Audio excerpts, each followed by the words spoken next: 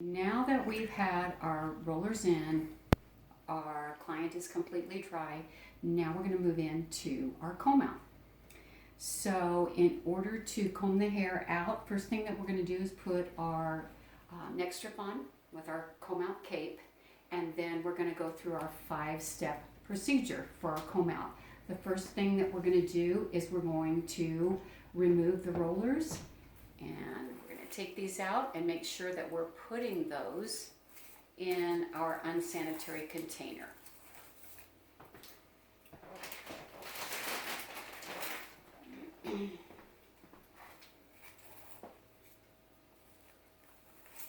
Unfold, removing the rollers.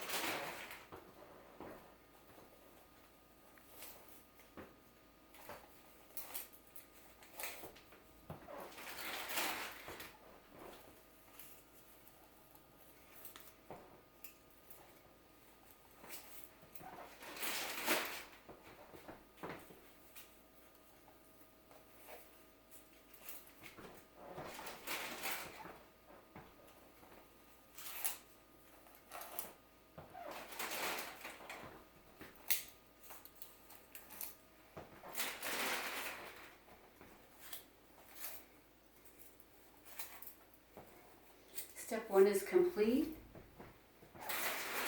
Unfold, we've removed the rollers. Now we're going to do step 2, which is relax. When we relax, we're going to start by breaking up those curls with our fingers because there's a lot of gel in there.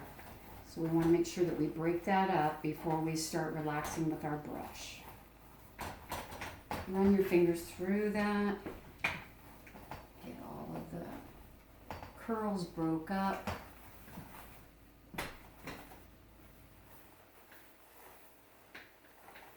We're going to take our nylon bristle brush and we're going to finish relaxing that hair, integrating all the bases.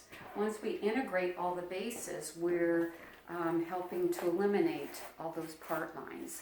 So I'm going to start at the back, and I want to really brush it all the way to the scalp. The better that you brush it, the better your comb out is going to be. You're not going to be able to see all of those part lines. So all the way to the scalp. Making sure you bring it all the way out to the end so we don't have any of that crispiness from the gel.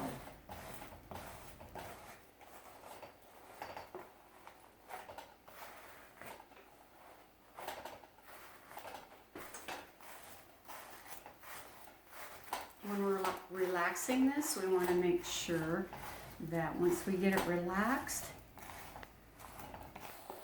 we're going to comb this or brush it in the direction that it's been set.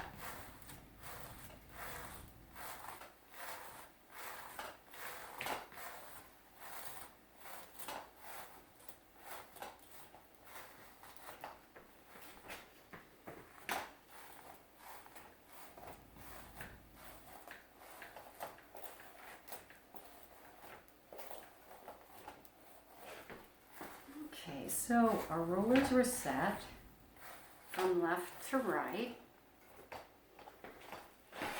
So the hair is moving from the left to the right. Okay, on, half, half, off. You can see that off face one, the bangs are going down, falling down on the forehead because of that off base placement.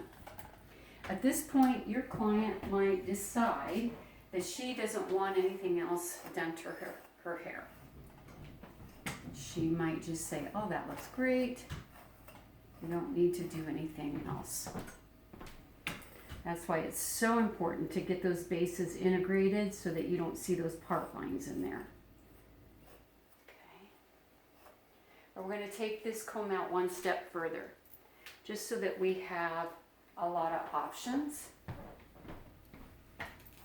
Our point of origin on the side, you can see that those rollers went from that point of origin on, half off, makes that C shaping so it comes around. So now that we have one unfolded, two relaxed with our fingers and our brush, now we're going to build.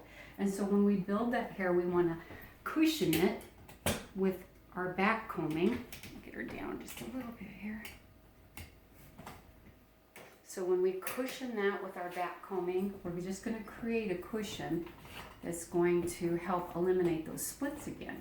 We're going to always start our back combing at the front area. There's many different combs that you can use.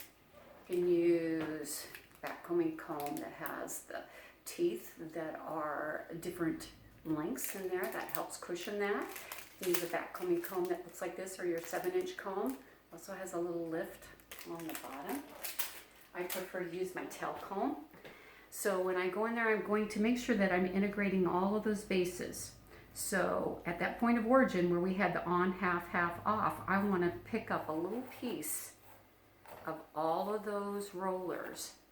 And I want to make sure that I'm holding this tight and that I'm going halfway down my strand, and I'm going to push those little hairs down towards the scalp. Pushing that down to create that cushion. And I'm just going to keep pushing until I don't have any hair, much hair in my hands right there. I'm going to I can feel that cushion that's right there at the scalp. I'm going to pick up another piece. You can see I'm picking up two pieces, one here, those roller marks, to cushion that together to eliminate those splits. Hold tight, push, push. I'm putting my comb in and pulling it out. I'm not going up and down the strand. I'm putting it in, pulling it out. It's like a C motion. And then I'm going to integrate this with the previous section. I'm going to go in there and pick up another section, making sure that my sections that I'm picking up, that the teeth of my comb can go all the way through.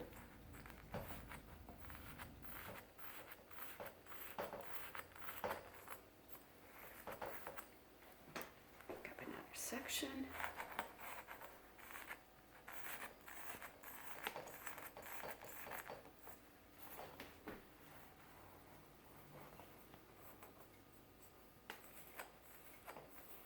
You want to make sure that when you're doing this that you're not roughing up all of those ends, because these ends are going to be unactivated and we want them to be very smooth. So the only thing that has that cushion is right there at the base, right at her scalp. Okay, I'm just going to go ahead and finish my back combing. You just watch so that I can get through this so we can go on to our next step.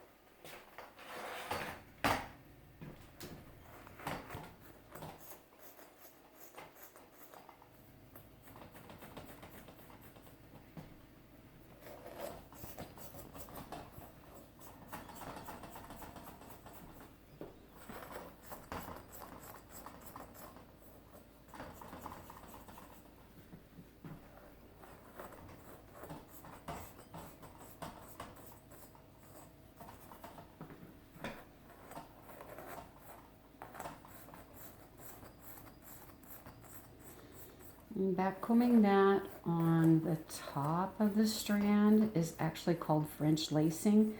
I don't need a lot of volume down here around the perimeter, so I'm just doing that backcombing or French lacing on the top to just spread that hair so that it's spread out, so that it's not all in a circle. So if you look at your mannequin and you look inside, I don't want to see scalp. I want to be able to just see that backcombing that's at the scalp, so that we aren't going to be able to part that or see any of her scalp exposed.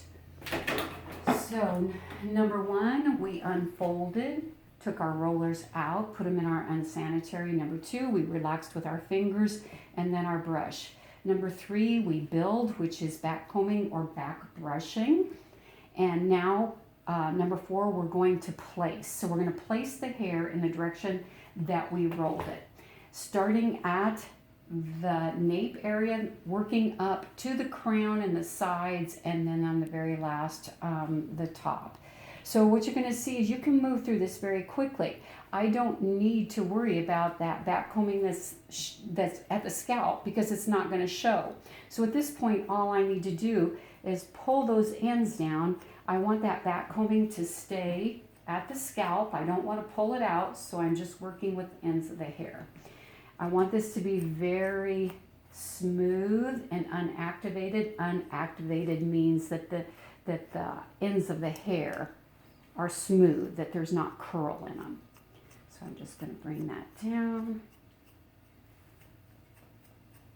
Working with just a little bit of hair at a time, but it shouldn't take very long. We want to make sure that our hair style is balanced and symmetrical, and that she doesn't have any areas that are too close, like peaks and valleys in there. I've gotten up to her crown. Now I'm going to start integrating this hair on the sides. All I'm going to do is just work with the ends of that hair. Those sides were a C shape, they went around, so that's what I want my hair to look like when I get done, is following the direction that hair was set. So by just taking a little at a time and working with the ends of that hair, we're going to find our C shape. We want to make sure that we try to get out all of that back combing so we don't see any surface back combing.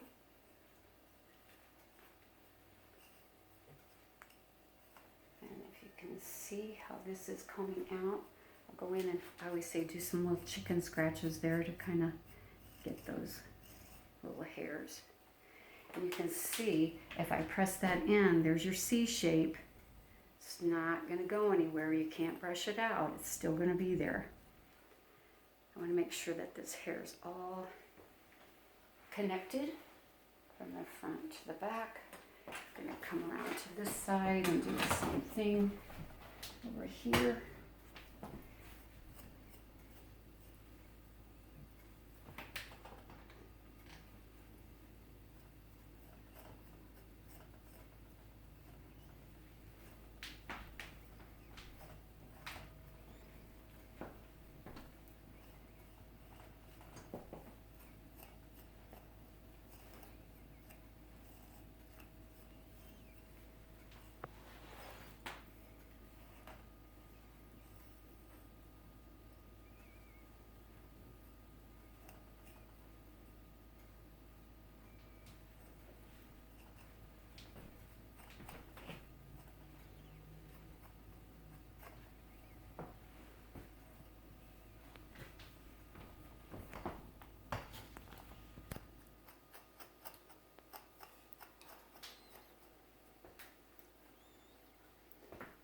Using the back of your hand to get all those little flyaways down. The oil, natural oil on your hands and the heat of your hands are going to help you get those little hairs down. So just kind of brush them. Turn it this way. to the top. Okay. Those rollers were set from left to right, on, half, half, off, base. So you can see this first one, this on base, because on base creates the most volume. That's where you're going to have lots of volume there. Half, half, off, and the off base is going to just fall right down there on her forehead because we made that off base, so it's naturally going to fall there.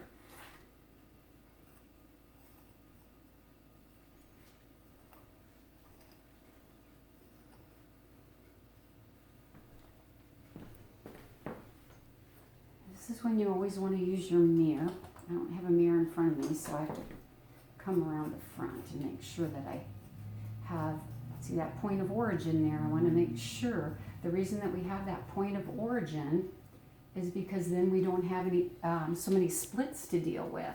If we have that one point where all motion begins, then we don't have so many splits to deal with. So it's easier to get a more blended comb out.